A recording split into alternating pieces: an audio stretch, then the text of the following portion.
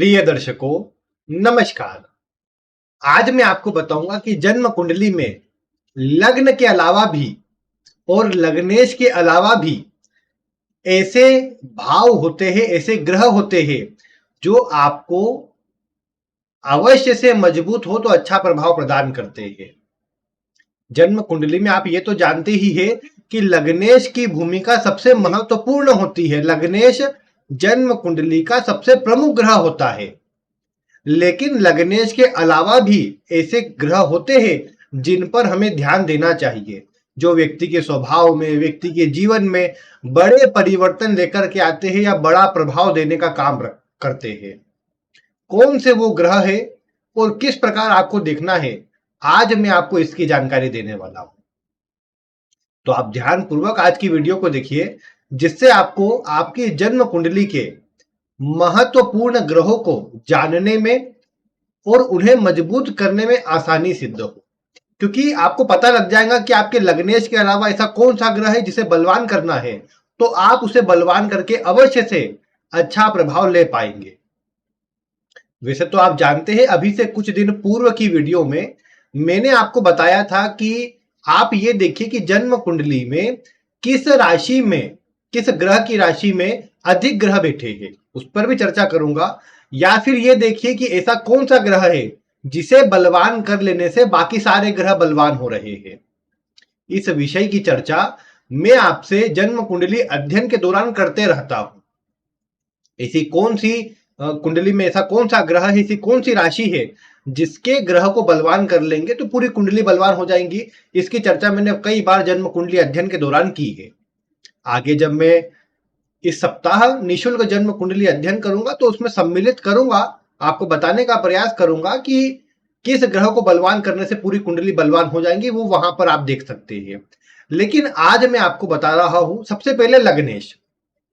इसमें तो किसी को कोई संशय नहीं होगा कि लग्न का स्वामी जन्म कुंडली में सबसे प्रमुख होता है, सर्वोपरि होता है।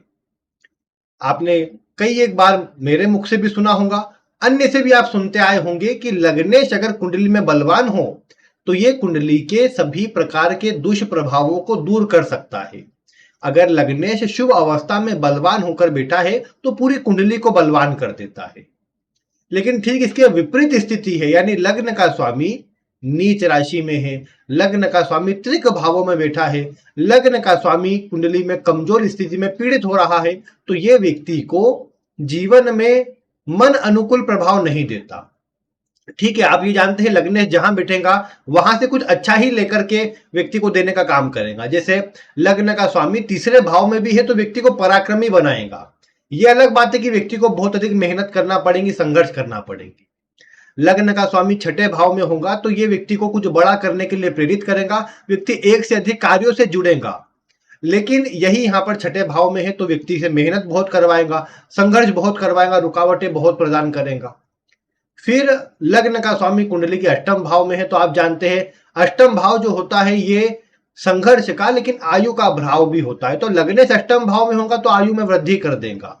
लेकिन अष्टम भाव संघर्ष का भी है तो व्यक्ति को संघर्ष भी कहीं ना कहीं साथ में मिलता रहेगा। भले व्यक्ति खोजी प्रवृत्ति का हो, विदेश में चला जाए, दूर स्थानों से जुड़ जाए, व्यक्ति को फाइनेंस से, अकाउंटिंग से, जुडिशरी से, डॉक्टरी के क्षेत्र में जुड़ने से, या ये बोल सकते हैं कि आईटी वगैरह की फील्ड में जिस ग्रह तरह के योग होंगे, ये अष्टम भाव में बैठा लग्नेश लाभ कराने का काम करेगा।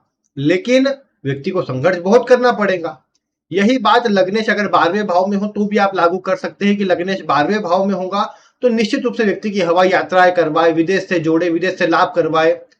व्यक्ति हॉस्पिटल से जुड़ के काम कर सकता है या विदेश से जुड़कर काम कर सकता है। कोई व्यापार भी करना चाहे तो लग्नेश 12वें में शुभ प्रभाव प्रदान कर देंगे।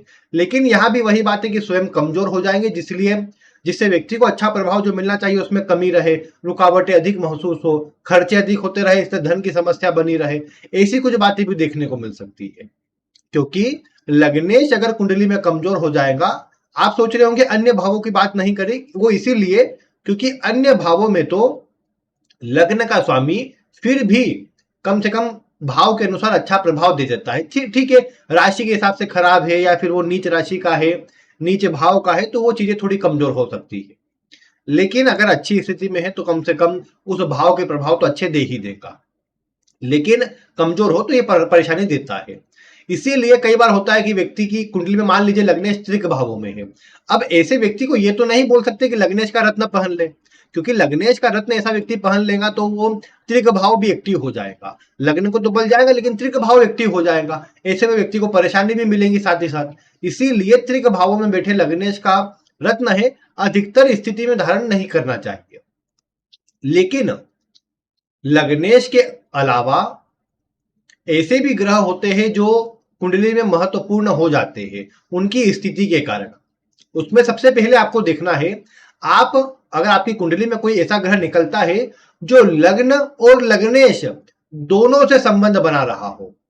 मतलब मान लीजिए, एक उदाहरण से मान लीजिए आपका कोई भी लग्न है, लग्न का स्वामी कुंडली के पंचम भाव में बैठा है।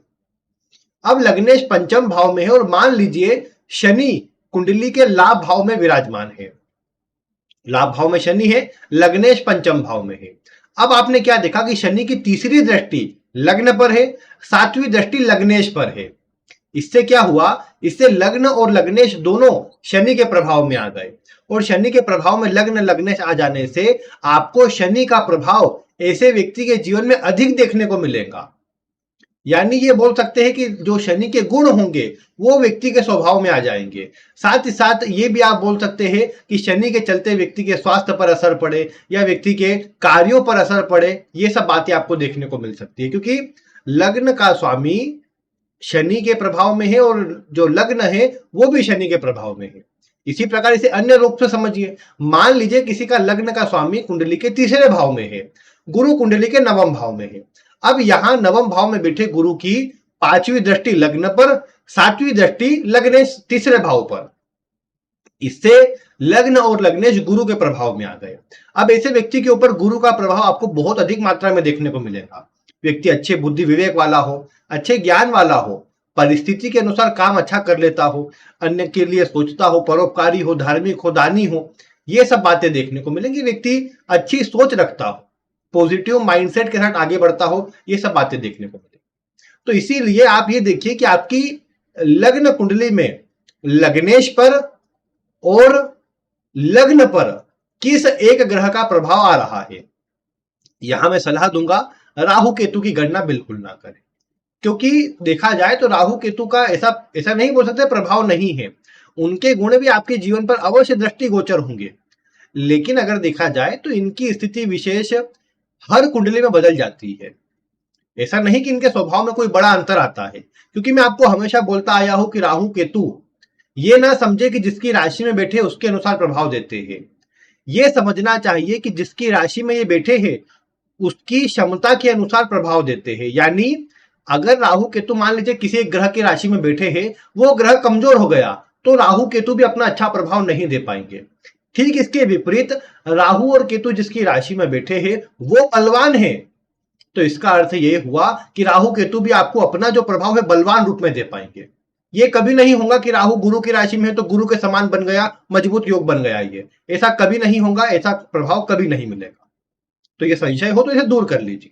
बाकी राहु केतु की अभी गणना छोड़ दीजिए, अभी केवल अन्य ग्रह पर विचार कीजिए, यानी सूर्य से लेकर शनि पर्यंत ग्रहों पर विचार कीजिए। कोई एक लग्न का स्वामी होगा, बाकी ग्रह देखिए ऐसा कौन सा ग्रह जो लग्न लग्नेश दोनों को देख रहा है या उनसे संबंध बना रहा है। मान लीजिए जैसे लग्न का स्वामी चतुर्थ में है, शनि के साथ है, तो शनि लग्नेश के साथ में हो गया, लग्न पर शनि की दृष्टि हो गई, दसम दृष्टि। ऐसी स्थिति में भी लग्नेश पर शनि का प्रभाव आ जाएगा, तो इससे व्यक्ति के जीवन पर शनि के गुण मिलेंगे। शनि के चलते व्यक्ति का जीवन बहुत प्रभावित होगा। अगर शनि शुभ स्थिति में होगा तो व्यक्ति को सकारात्मक प्रभाव मिलेंगे, अशुभ स्थिति में होगा तो व्यक्ति को नकारात्मक प्रभाव मिलेंगे। ऐसा आपको समझना चाहिए। बाकी सबसे पहला पॉइंट लग्न और लग्नेश पर किसका प्रभाव है ये आप देखिए।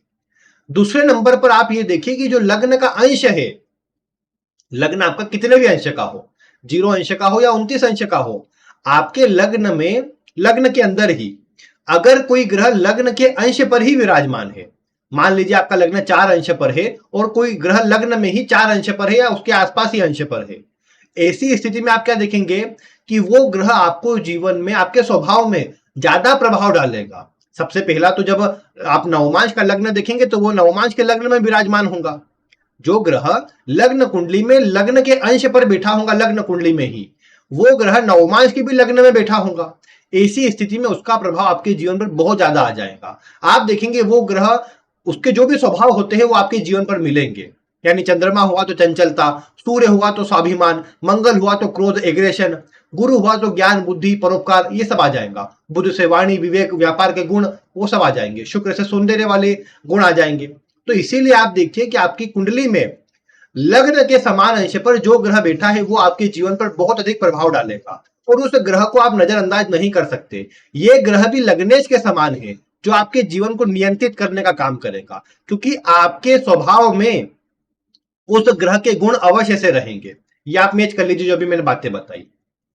फिर वैसे तो एक बात और है कि मैंने आपको बताया लग्न के अंश पर, जो ग्रह लग्न के अंश पर हो वो कुंडली के किसी भाव पर भी हो तो भी अपना प्रभाव बहुत मजबूती से देता है।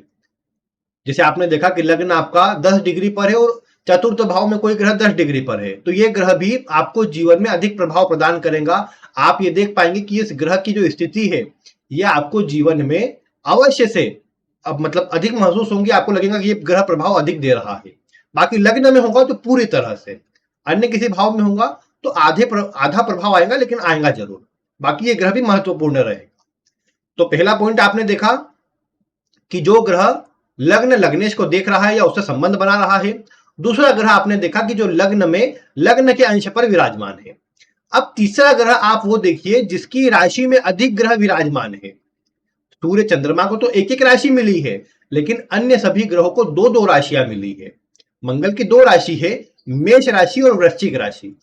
अगर आपने देखा कि किसी भी ग्रह की राशि में 4 ग्रह या उससे अधिक ग्रह बैठे हैं एक ही राशि में, तो आप ये देख पाएंगे ऐसे व्यक्ति को जीवन काल में अधिक प्रभाव इस तरह का मिलेगा कि जिसके चलते वो ग्रह भी महत्वपूर्ण बन जाएगा। जैसे आपने देखा कि मंगल की राशि में 4 ग्रह या उससे अधिक ग्रह बैठे हैं, भले 2 मेष में हो 2 वृश्चिक में हो इस प्रकार से, लेकिन मंगल की राशि में अधिक ग्रह है। तो होगा क्या कि मंगल अगर कुंडली में बलवान हुआ, अच्छा हुआ, शुभ हुआ, तो ये ग्रह अच्छा प्रभाव दे पाएंगे। अगर आपने देखा कि मंगल की स्थिति कमजोर है तो इन ग्रह का प्रभाव भी अच्छा नहीं मिलेगा, क्योंकि जिसकी राशि में ग्रह है वो एक प्रकार से उस राशि के, उस घर के वो किराएदार के रूप में है, और वहां का स्वामी जो है, मकान मालिक, जो राशि बन रही है उसके अनुसार वो अगर बलवान हुआ तो ही अच्छा प्रभाव मिल पाएगा। इसीलिए जिसकी राशि में 4 या 4 से अधिक ग्रह बैठे हो उस ग्रह को बिल्कुल नजरअंदाज ना करे, उसे बलवान करे। वो अगर शुभ रहेगा तो ही आपको अच्छा प्रभाव मिलेगा। इसलिए आप कई बार देखते हैं कि जब मैं जन्म कुंडली अध्ययन करता हूं तो आपके समक्ष अगर कोई भाव या कोई ग्रह ऐसा निकल के आता है जिसकी राशि में अधिक ग्रह है, तो अगर वो कारक ही अच्छी स्थिति में है तो मैं उसका रत्न पहनने को कहता हूं, या अगर रत्न नहीं भी पहन सकते तो उसके उपाय बताता हूं कि इस ग्रह के उपाय करें, क्योंकि इसी से सारा बल कुंडली में चला जाएगा, कुंडली बलवान हो जाएगी। तो इसीलिए आपको भी यही देखना चाहिए कि आपकी कुंडली में लग्नेश तो ठीक है, लग्न लग्नेश को तो अच्छा होना जरूरी है, लेकिन इसके अलावा भी जो ग्रह होते हैं जो लग्न लगने से संबंध बनाए, लग्न में समान अंशों पर हो या जिसकी राशि में अधिक ग्रह बैठे हो, उन ग्रहों को अच्छा होना, मजबूत होना परम आवश्यक है। अगर आपकी कुंडली में ये स्थिति है तो आप बिल्कुल उन ग्रहों को बलवान करने पर ध्यान दें। आप ये देख पाएंगे कि आपकी कुंडली में वो एक छोटा सा कार्य आपके सभी ग्रहों को बलवान भी कर देगा और आपको जीवन में शुभ प्रभाव भी प्रदान करने का काम करेगा। तो आप अपनी कुंडली को खोलिए और आज जो मैंने जानकारी दी है इसे मिलाकर देखिए। बाकी आज की वीडियो से जुड़ा कोई भी आपका प्रश्न रहता हो आप वीडियो में कमेंट कीजिएगा, संभव हुआ तो शीघ्र ही मैं आपको उसका उत्तर भी देने का प्रयास करूंगा। बाकी आप भी अगर किसी विषय में आपको कुछ कंफ्यूजन है या पूछना चाहते हैं जिस पर मैं वीडियो बनाकर बता सकूं, तो आप वो वीडियो में कमेंट कर दें, तो शीघ्र अतिशीघ्र मैं कोशिश करूंगा आपको उस विषय से जुड़ी जानकारी देने की। बाकी आज की वीडियो में इतना ही। वीडियो देखने के लिए आपका बहुत बहुत धन्यवाद।